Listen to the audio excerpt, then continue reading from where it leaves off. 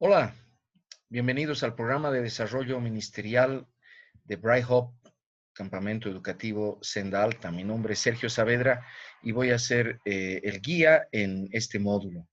Vamos a empezar con el tema número 1, posibles signos de enfermedad. Dentro del módulo Salud y signos de salud y enfermedad en la iglesia.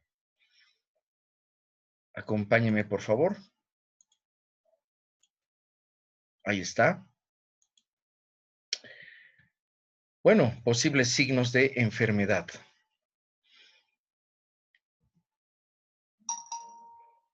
¿Cuándo enferma una iglesia? ¿Es posible que una iglesia esté enferma? Es una forma de decir, por supuesto. Sin embargo, nuestro Señor nos advierte que hay situaciones en las que la iglesia pierde el propósito para el cual ha sido establecida. Por ejemplo, vosotros sois la luz del mundo, nos dice en Mateo 5:14. Una ciudad asentada sobre un monte no se puede esconder, ni se enciende una luz y se pone debajo de un almud, sino sobre el candelero y alumbra a todos los que están en la casa. Así alumbre vuestra luz delante de los hombres, para que vean vuestras buenas obras y glorifiquen a vuestro Padre que está en los cielos. Obviamente la iglesia ha estado establecida en la tierra, en las sociedades de este mundo, para que podamos señalar al Padre, para que podamos ser un testimonio de Dios y de Jesucristo. Pero si dejamos de serlo, es como si estuviéramos poniendo una caja encima de la linterna y pierde su propósito.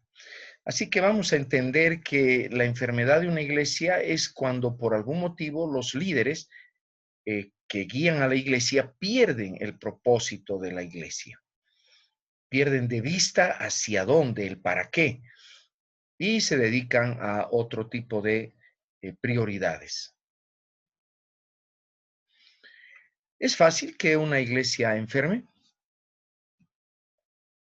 Johannes Reimer, autor del libro Abrazando al Mundo, Bases Teológicas para la Plantación de Iglesias, nos dice que cada generación enfrenta una triple tensión. Yo he comparado esa triple tensión a manejar un carro de esos antiguos tirados por caballos, con 3 caballos.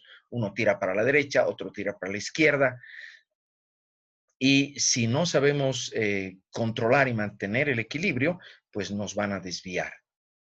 Una de las tensiones que enfrenta la iglesia y la generación que tiene a su cargo una iglesia es la adaptación.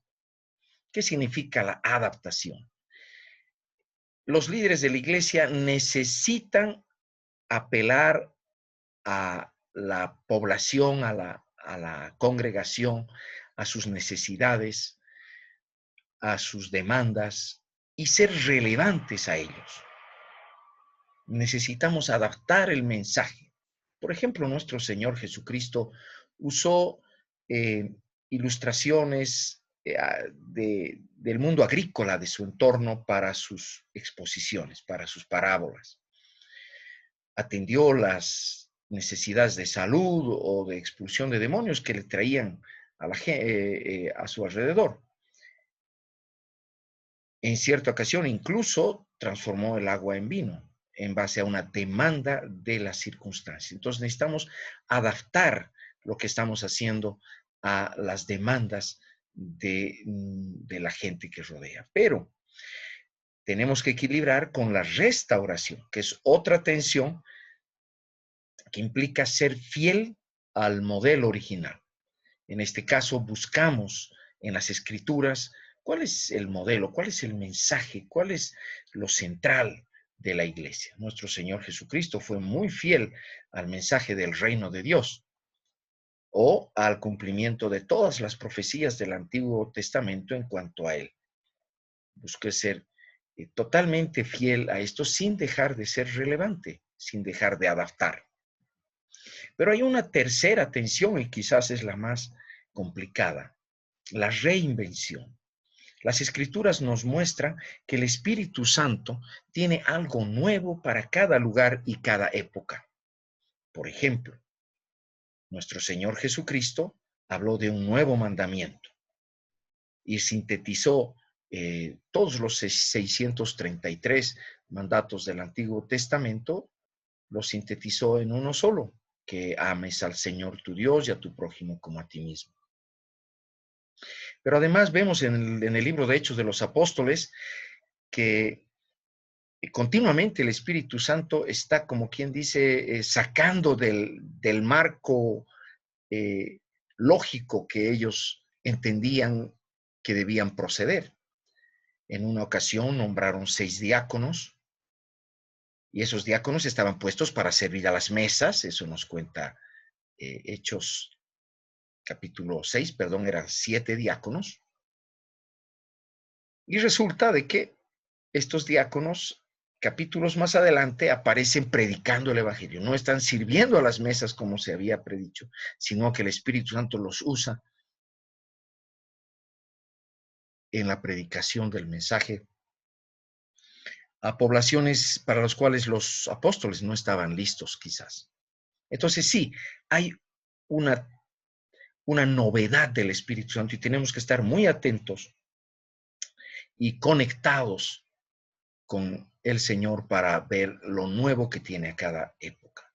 Pero resulta que si descuidamos estas tendencias y dejamos que nos gobierne alguna de ellas, podemos llegar a problemas de enfermedad de la iglesia. Por ejemplo, en la adaptación. Si estoy dispuesto a adaptar todo, incluso adaptar el mensaje y hacerlo agradable a los oyentes, voy a caer en la enfermedad de la tibieza. Si estoy muy pendiente de la restauración y me olvido de la adaptación y de la reinvención y solo estoy buscando el modelo original y estoy tratando de eliminar lo que no es conforme al modelo original, voy a caer en la enfermedad del legalismo. O si estoy buscando lo nuevo del espíritu y nadie más que yo puede entenderlo, puedo caer en el peligro del sectarismo. Así que veamos que no es nada extraño que las iglesias o puedan inclinarse a la tibieza, al legalismo, al sectarismo, porque no es fácil para los líderes mantener esta triple tensión. Pero obviamente la iglesia, para poder enfermar o para poder hablar de ella, tiene que estar viva. ¿Cómo es que la iglesia está viva? Hechos 1:8 dice, pero recibiréis poder cuando haya venido sobre vosotros el Espíritu Santo y me seréis testigos en Jerusalén, en toda Judea, en Samaria y hasta lo último de la tierra. Aquí está, esto es lo que se ha llamado la Gran Comisión de Hechos de los Apóstoles y está el mandato de quedarse en Jerusalén hasta que haya descendido el poder del Espíritu Santo. Antes de Pentecostés, 120 personas en el aposento alto que habían estado con Jesús, habían sido sus testigos, habían participado de los milagros, pero todavía no era una iglesia viva. Después de Pentecostés, del derramamiento del Espíritu Santo, son las mismas personas con las mismas experiencias, pero ya la iglesia está empoderada por el Espíritu Santo. Entonces, fundamental que seamos guiados, llenos por el Espíritu Santo para que nuestra iglesia pueda arrancar a otros contextos y testificar de Jesucristo. Es el Espíritu Santo el que lleva a la iglesia a cumplir su misión. ¿Cuál es la misión? Testificar quién es Jesucristo a su generación de modo que ésta pueda comprenderlo. Y el Espíritu Santo es el que nos va a guiar a la reinvención, a la adaptación y a la restauración. Hasta que podamos llegar a los contextos más lejanos. En este caso, Bolivia vendría a ser lo último de la tierra con referencia a Jerusalén. Y la iglesia en 2000 años ya ha llegado hasta aquí y aún nos impulsa a nosotros a seguir adelante. Yo quisiera mencionar algunos signos de enfermedad, posibles signos de enfermedad, a partir de Hechos 1:8. Hechos 1:8 nos advierte de que no hagamos la tarea, no hagamos la misión de la iglesia sin estar llenos del Espíritu Santo. Entonces, un posible signo de enfermedad es que la iglesia dependa de sus métodos humanos y ya no del Espíritu Santo. Por si acaso, los métodos no son malos. Como educador, yo estoy, yo soy un usuario de métodos, pero lo que no hago es suplantar al Espíritu Santo con los métodos. Debo estar muy sensible y muy humilde a la dirección del Espíritu Santo, conforme a las Escrituras, para poder hacer la obra de Dios. Otro signo de enfermedad puede ser que la iglesia deja de testificar a Jesucristo. Acuérdense que Hechos 1:8 dice, y me seréis testigos. Y puede ser que la iglesia se imponga otras prioridades. Que la iglesia diga que su llamado, su misión es guardar la sana doctrina. No está mal, pero no puede ser la prioridad. Eliminar la competencia. Esto sí ya parece un poco más dudosa esta tarea, pero a veces caemos cuando vemos a otro pastor, otra congregación crecer, aumentar en número, ser más reconocida en el pueblo, etcétera. Entonces uno como que dice, algo está mal aquí o algo está mal allá, ¿no? O también podemos tener como una prioridad el cambiar nuestra sociedad en base a los valores del reino de Dios, lo cual no está mal, pero no puede ser la prioridad. La prioridad es testificar a Jesucristo. Otro signo de enfermedad es que la iglesia pierde de vista su Judea, su Samaria, en otras palabras, pierde de vista que tiene que llegar a nuevos contextos, tiene que alcanzar a nuevas poblaciones, pierde su visión global para centrarse en sí misma, en su Jerusalén, y entonces termina siendo una iglesia autorreferencial. Es decir, está para embellecerse, está para engrandecerse, está para que su nombre sea más conocido, etc. Ese es un signo de enfermedad. Otro, la iglesia puede llegar a tener un equipo organizacional tan pesado que le toma mucho tiempo y esfuerzo moverse o proyectarse. Esto pasa cuando el Espíritu Santo nos está urgiendo hacer la obra en otros lugares y a nosotros nos cuesta reaccionar y nos cuesta organizarnos para hacerlo y finalmente nos quedamos. O si cuando la iglesia testifica en Samaria, como si estuviese en Jerusalén. En otras palabras, no es relevante a su generación por guardar sus tradiciones. No que la forma de vestir es así, no que la forma del culto tiene que ser así, no que, las alabanzas tienen que ser de tal manera, y nos quedamos presos de ciertas tradiciones sin prestar atención a los nuevos contextos donde el Espíritu Santo nos está llevando. Entonces, aquí hay 5 signos de enfermedad para nosotros poder observar si en nuestra iglesia algo de esto nos está pasando.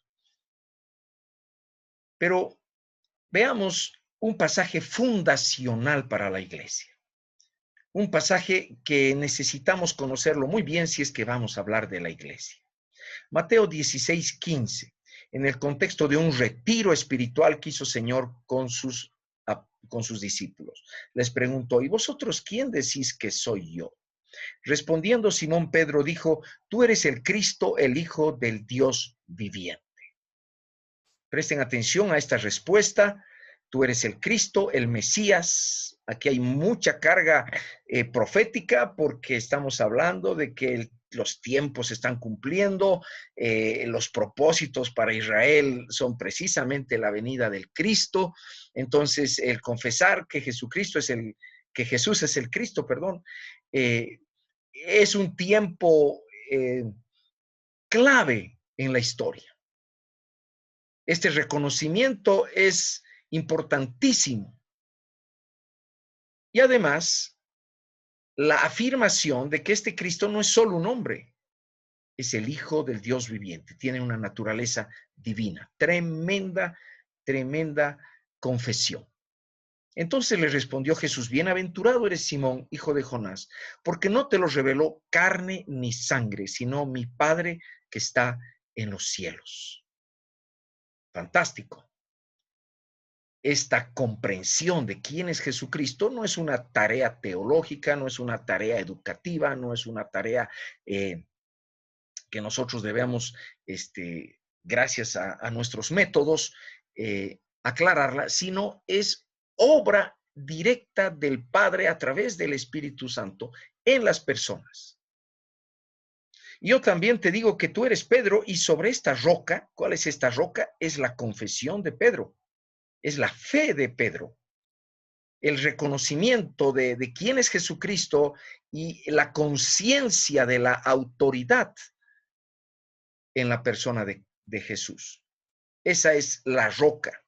Sobre esta roca edificaré mi iglesia. Presten atención ahí a mi iglesia. No es la iglesia. No es una iglesia. Es la iglesia del Señor. Y las puertas del Hades no la dominarán. Esta última parte nos da una imagen muy interesante acerca de la iglesia. Entonces, esta es una de las únicas veces que nuestro Señor Jesucristo habla de la iglesia y pone la siguiente comprensión.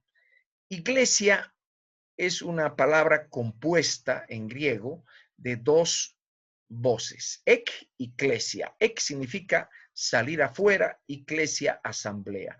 Entonces, el significado tendría que ser asamblea de los que salen o de los convocados. Y nos habla de las puertas del Hades. Y el Hades significa la muerte. Eso es en el contexto original. Y si habla de puertas, entonces nos da la imagen de una fortaleza, una ciudad fortificada con varias puertas.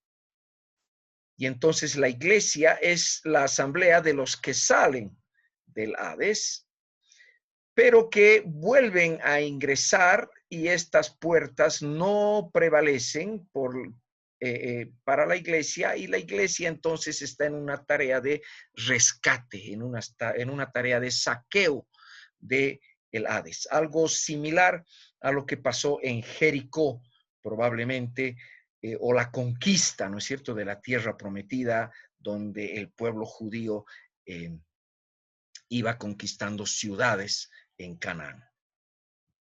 Bueno, interesante la imagen visual que nos está transmitiendo el Señor.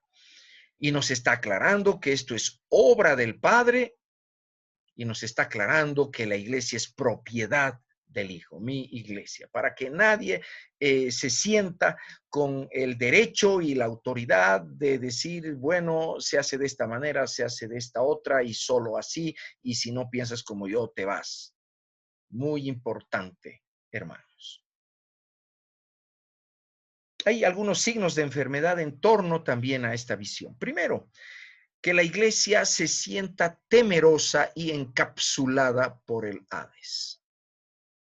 Hay iglesias que ven mucho mal a su alrededor y piensan que la tarea principal es proteger a los nuevos creyentes de toda esa maldad, y entonces se encapsulan y tienen miedo salir, contaminarse, etc. La otra es aislarse con la misma actitud de temor frente al mal, frente al pecado. Bueno, nos aislamos y nos desentendemos del Hades y dejamos de cumplir nuestra misión de ser testigos de Jesucristo en estos contextos del Hades.